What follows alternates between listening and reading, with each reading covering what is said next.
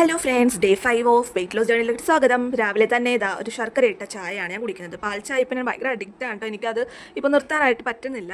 പിന്നെ ഞാൻ എന്താ കുറച്ച് കഴിഞ്ഞപ്പോഴേക്കും 2 മുട്ടയും കുറച്ച് കുരുമുളക് കൂടി ഇട്ട് കഴിച്ചിട്ടോ.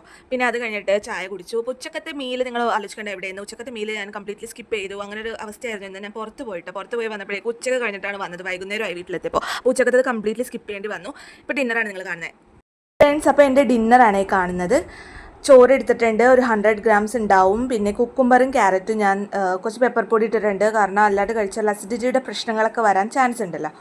അപ്പോൾ അതുകൊണ്ടാണ് ഞാനിങ്ങനെ കുരുമുളകും ഉപ്പും ഇട്ട് വെച്ചേക്കണത്. പിന്നെ ഒരു മുട്ട പൊരിച്ചതിൻ്റെ ഹാഫ് ഉണ്ട്. കാരണം ഞാൻ ഈവനിങ്ങിൽ 2 മുട്ട കഴിച്ചിരുന്നു.